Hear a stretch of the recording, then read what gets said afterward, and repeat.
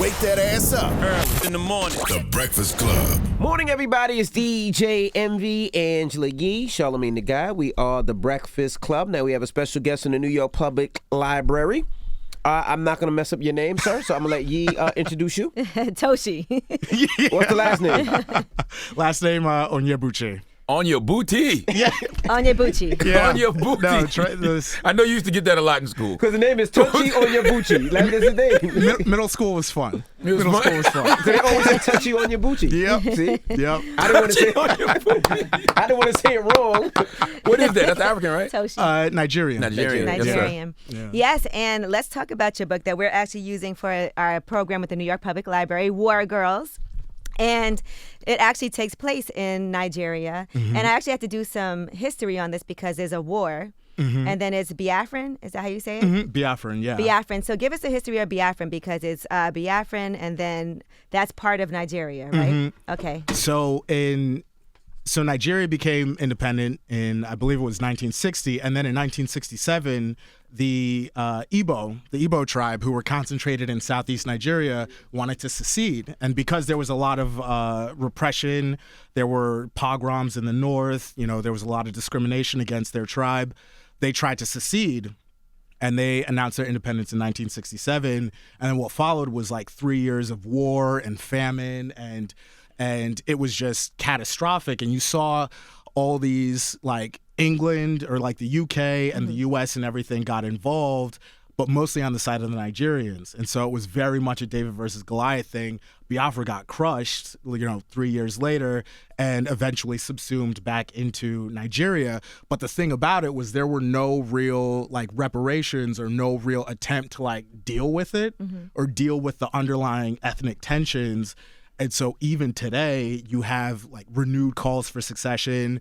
People are trying to bring Biafra back, like that sort of thing. So it seemed like now was the time to definitely like revisit that and write about it, even in this like, science fictional way. But to like, because in Nigeria, nobody talks about Biafra. It's like, it's I never verboten. heard of it before. Yeah. And so when I Me was neither. reading about it in the book, I was like, some of this seems like based on reality. Is this a real place? And I had to go and Google it. Yeah. But it's just like, it's like Omerta, like you just don't talk about it. You said it's an alternate Nigeria. Like what exactly is an alternate Nigeria? So I just wanted to set it in the future. Like I watched a ton of anime as a kid, right? Like Gundam Wing is like one of my, like that's part of my canon. Same way that like Faulkner is part of some people's canon, Right. like I'm about Gundam Wing. And so I wanted to write a story where there were black girls piloting giant robots. And I also wanted to set it in Africa because there are so few, at least in American publishing, there's so few pictures or depictions of Africa in the future. Like all most people know is Black Panther, right? Like that's it. That's the And that's only a fictional place. Yeah, exactly. And so I wanted to present, another version and see what, Africa in the future would look like. And that's It's full of 21 Chinese seven- people and white people. Yeah. If we don't start going back to our homeland. Exactly. Well, exactly. and this takes place in 2172. 2172. Right, so 2172. So when the book starts, and this is young adult literature, and so just to get more into your history before we get into War Girls, what made you decide to write for young adults? Because I do feel like, especially for young black women and sci-fi, you don't see a lot of young adult black women in sci-fi. Yeah, it's so it was sort of a happy accident. Like I'd been writing since I was a kid, but everything that I wrote was adult fiction or geared towards an adult market. And then I met the woman who would become my first editor while I was in law school, actually, just randomly at a party. And we got together. She found out I was a writer. She read some of my stuff and she was like, I really want to work with you on something. And so I came up with the idea for what will become my first novel, Beasts Made of Night, my first young adult novel. And it was such an incredible relationship. And that was basically what got me in the door. And once I started writing YA, young adult, I really this world just exploded for me. And there was such an incredible community and I really latched onto that. And so, once my first duology came out, I was like, okay, I want to do something really dope. I want to do something that I haven't seen before. And I also want to write a story that's inspired by my mom's history. And so this is very much, that very much powered the decision to have the main characters that I have in Onye and Ife. I love the fact that you're doing black science fiction. It's a genre that I want to explore, but I just don't, because all black stories, they always try to put us in the same thing. It's always from the hood. It's always a drug deal. It's always something like that. The fact that black science fiction, that's why I love what Jordan Peele's doing. Yep. So for you to be writing something like this, I think is very, very dope. No, definitely. I mean, it's like the multiplicity of not just the black experience, but like the black imagination, right? Yes. So like in high school, for instance, I was reading books by black authors, but it was stuff like Invisible Man, right? It was stuff like Native Son. We all had to read those. Yeah, exactly. Their eyes were watching God. Yeah. And like, as an older person, I can appreciate those books. But in high school, I wanted to read about like spaceships. Yes, and I man. wanted to read about like, far-flung romances and like sword fights and all that stuff. And so there was this divorce between, the stories that I wanted to read and the people who looked like me who were writing. And I'll say this, the most important sort of episode in my life as a writer was when I found out that Alexandre Dumas, the guy who wrote the Three Musketeers and the Count of Monte Cristo, was black. I never knew that. Really? I had no idea. I didn't know that. Right? Like, and at the time that I found out, The Count of Monte Cristo was my favorite book of all time. Right. It's like the greatest revenge story ever. And I loved it. It had everything that I like love in a story. Like there were assumed identities. There was this revenge plot, this buried treasure. There was like the political history of Napoleonic. It was amazing. And I found out the dude who wrote that was the same color as me. That I felt gave me permission to be like, okay, if I want to be a writer, I don't just have to write about how tough it is to be a black person in America. Right? That's right. I can write whatever I want. Right. And that's why I get mad at some of this art that we put out. Because if we're going to tell fictional stories about black people, can we win? You know what I'm saying? Like, can we change some narratives? Yeah. Like, Jesus Christ. Yeah. That's what I didn't like about Queen and Slim. One thing I didn't like. You didn't like Queen Slim? I'm not going to talk about it right now. But let me ask you this. So the process, let's say somebody is very interested in science fiction and writing. How do you go about creating a world that doesn't even exist? Like, what are some of the things that you had to do and think about? Because it is kind of like, for me, it was like reading Shakespeare, right? You have to get adjusted to the language, get adjusted to, just... even the way that people look and all of that is completely different. People are, half not human. They have flesh, but then they have these body parts that aren't real and all of that. So how do you actually go about creating that world? Were you high? No, I don't smoke, but like writing is my high, right? Got Like you. That's an altered mind state when I get going. A lot of it starts out with just like cool shit. Like there'll be an image that I get in my head, right? Or like there'll be a theme that I want to get at, like, the divide between machines and humans, right? And how fuzzy that can be sometimes. There'll be just like some amorphous concept or some image, and I just throw that in the book. And if there's another cool image that I have, I throw that in the book. And so like it starts out as this like assemblage of just like cool shit that I want to put in this world. And then I, start putting it together and thinking about, okay, what's important in this society? What do people care about? How is it divided? Like, are there class differences? Is there like a racial component? And like one thing that I wanted to do with War Girls, so like what's happening in Africa right now is there's a huge push for Chinese influence, right? Like China is just like in there. Yes, and sir. like not just the Chinese government and business people getting involved with African governments and infrastructure projects and all that. But like there are like Chinatowns in African countries, They're right? buying land, building up. Yes, Yeah, sir. They're doing it exactly. in the Caribbean too. And like, nobody's talking about that, right? Nobody's talking about it. And that was something that I wanted to have in the book, was like this discussion about, Oh, okay. I was playing. I didn't know you was really. Yeah, no, but Okay. like that's an actual, Yeah. like that's an actual thing that I wanted to get at, was like, okay, if we're looking at Africa in the future, we're going to have to, reckon with, where we're at now with regards to Chinese influence in the continent, and whether or not it's, just like another brand of colonialism, right? Or if there's something benevolent that can be taken out of it, right? It definitely is a new brand of colonialism. Oh, and I mean, even when you see guys like Jack Dorsey say, "I'm going to go spend Oh man, please however just much time leave. in Africa," Don't come to Africa, please. they Don't. come. They No. coming back to take the motherland again, bro. Like there's nothing good that can come from Jack Dorsey coming to Africa. There's nothing. No, it's just literally like, don't do it. Don't do it. Expound on that a little bit. Why?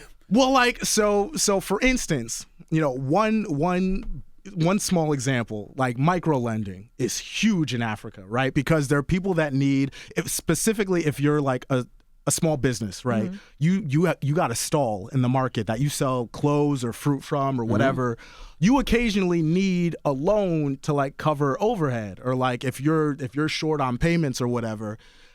And so what's happening is you have all these like apps and all these tech companies that are getting in and developing these like micro loans where they charge a shit ton of interest on these loans. So people will take out a loan. What's the interest? So the interest rate will be something like 35%. Oh my goodness. Yo, it's like just out of this world. So people will take out the loan, but then to pay the fees on the loan crazy. or to pay back the loan, they have to take out another loan. And so it becomes this cycle, right? Where you have, so like stuff like that. Is that legal? I mean, that's the thing, is it's not regulated in a lot of African countries. That's crazy. Like there are no, like That's like loan sharking. It really is. So that's probably what Jack going over there to do. Exactly. And so you look at, say, for instance, how much Twitter and Facebook have screwed up like America and American democracy, Right. and you look at like the role that Facebook played in Brexit, Yes. and then you're like, wait Wow. a second, what are they going to do in a place that doesn't even have a lot of the regulations. democratic and political infrastructure that America has, right?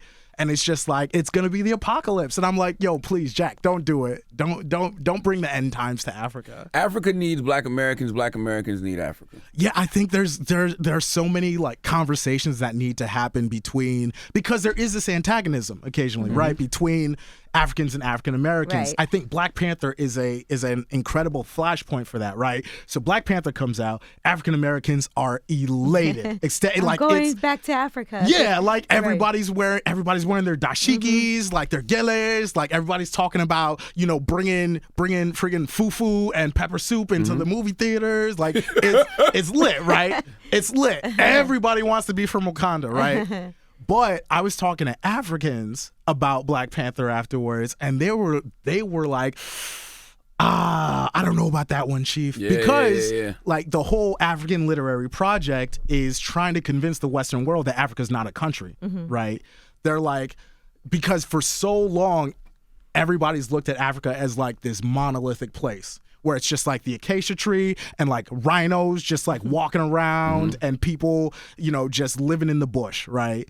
And so many authors and artists and creators from Africa are trying to be like, no, we're like a complicated place. Like there are 50 plus different countries. Some of these countries got 200 plus different ethnicities in them. Like imagine if we were like, oh, all of America's like Texas, right? And so you have this movie that basically has Africa, like you have M'Baku's got a West African accent. T'Challa's from South Africa apparently. Lupita's got an East African thing going on, and like you have them all sort of smushed together, and it's easy to see if you're like an African artist or an African writer or African creator, and you're looking at this and you see a reductive portrait of your continent, right? And I think that sparked a lot of interesting conversations that I think need to happen, because like the reason there's a diaspora is because of slavery. It's not like African Americans like willingly came to America and had the history that they had. Like there's that reckoning that needs to happen, but I do think like there are so many conversations that I think need to happen with regards to that African American disjunction. I mean, think about the negative narrative of Africa that they pushed over here in America for so long. They would show us the commercials with the kids with the big bellies and the flies on their face. That's what we thought it was, And then you go to Johannesburg and you sit out. I'm sitting outside Nelson Mandela Square Mall. And I'm like, I feel like I'm in LA. Yeah, exactly. Exactly. And I know, like this holiday season, a lot of people are going to Ghana. Everybody's like, I'm going to Ghana for the holiday. I was gonna go for New Year's Eve, but I said to myself, I was like, they're celebrating the 400 years of slavery. I don't know if that should be celebrated.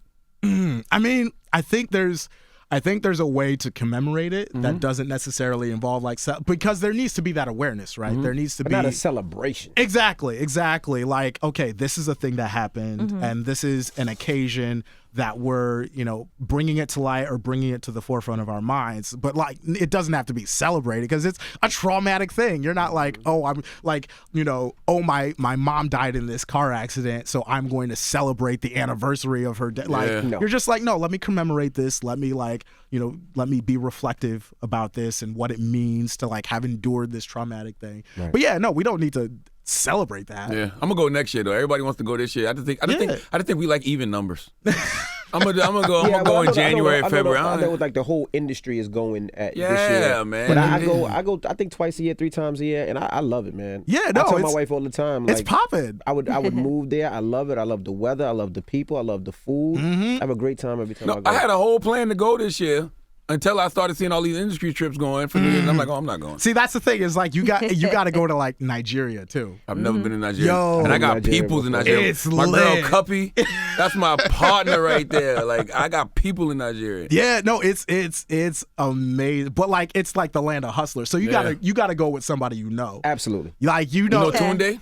Yeah. Yeah, that's my guy. There you go. He's been at Tunde's house. There you Well, go. his house in Johannesburg, but he got another crib in Nigeria. No, you like if you got the hookup in Nigeria or like especially in a place like Lagos, because like the thing about Lagos, like remember when Black China tried to go to Nigeria and like push that face whitening cream or whatever, and then she got duffed just by regular people. And it was a thing she that was happened. endorsing that. I do remember. Yeah, like she just got jumped, and like that's the type of thing that will happen in like a place like Lagos. But they thought a Chinese person was pushing bleaching cream or something? No, it was Black China, and she was pushing this face whitening cream. And they were like, no, In Africa? in Africa. That wasn't too smart. She didn't think about that one. No, but She like didn't think also that too, that's a thing that people deal with. There is like there's still this like colorism and whatnot that people deal with, but like they just weren't having it. Also, Lagos is just wild. Well, Now, you one of gotta the- go. I know you gotta go. You right? Yeah, we both do. We actually have this New York Public Library event, but I do want to talk about the effects of war, right? Because that is also a theme throughout the book. We see the different women being affected and child soldiers and all of that. So just as a theme, because it is War Girls, right? Discuss what it is that you did when it comes to war and the effects of war on these people. Certainly. Well, I wanted to write a book that didn't paper over things, where there wasn't just this like consequence-free violence. Like I wanted, because child soldiers weren't necessarily a big issue in the Biafran War, but one of the things that inspired War Girls was I studied a lot of the conflicts in African countries in the 90s and the 2000s, and in like the Liberian Civil War, ton of child soldiers. Like it was a beast of no nation type situation. And so that was something that I wanted to bring to light. And I wanted to show the effects of that. Like, what does it mean to be in that position, right? Like, what does it do to you? And I wanted to really explore the multiplicity of that. Like, you have these characters that like, there's the thrill of battle, but at the same time, they're psychologically scarred because they're killing people, right? And even if you're doing it from like a drone or you're doing it encased in this machinery, right? Like you still got to reckon with the fact that you're ending somebody's life. And especially if you're doing it on a mass scale. And so I'm working on the sequel to War Girls now, and they're like, it's going to be interesting seeing how some of these characters, the ones who do survive, deal with the trauma of that. That is something that I'm very, very, very interested in. But also too, I wanted to show these characters whenever I see a story about war and that really deals with the consequences of it, all the characters are white. And so you get this broad swath of like the white experience, or you get basically these really intense and complicated portraits of white people. And I wanted to do that with people who look like me, people who look like my mom, people who look like, people I'm interested in. Okay. Give me that, man. I need that. I need you to sign this for me. Listen, this is the next wave. Hey, that's what I'm trying to... I'm talking about black science fiction is absolutely positively the next wave. Like, this is going to end up being a TV show. This is going to end up being a movie. I know so. Fingers crossed, speaking into existence. I'm telling you. Well, look, the New York Times said they could see this as a movie. That's and it'll be true. An action-packed movie. Because you know why? Because every black story has been told. And, black is gold right now. But black creatives have to start doing things like this because we're not monolithic. Yeah. You got a Luke Cage hero for hire backpack. I'm a comic book guy. There you go. The blurreds need representation. Right, yes, we do. That's it. Well, give me your information for people if they want to contact you, follow you, and all that good stuff. Certainly. So my website is tochionyebuchi.com. You Just my first name. You got to spell it for him, man. You got to spell it for him, man. Tochionyebuchi.com. Tochi Onyebuchi. It's like doing Put that all the in your side picture if you effects want to the to. medication at the end of the thing. It's T as in Thomas, OCHI, ON as in Nancy, YEBUCHI.com. You can also follow me on Twitter with the fire retweets. at Tochi True Story. You can follow me on the gram at Trey64. That's TREIZE64. And yeah, buy my books, like everywhere books are sold. Beast Made of Night, War Girls is out now. You're working on a sequel for War Girls? Working on a sequel for War Girls, and I got another book coming out in January called Riot Baby that, like, it's lit. It's lit. Okay. It's literature. There you go. right. I see what you did there. Well, I see what you did Thank there. you for joining us. Thank you for having Tochi, me. it's the Breakfast Club. Good morning.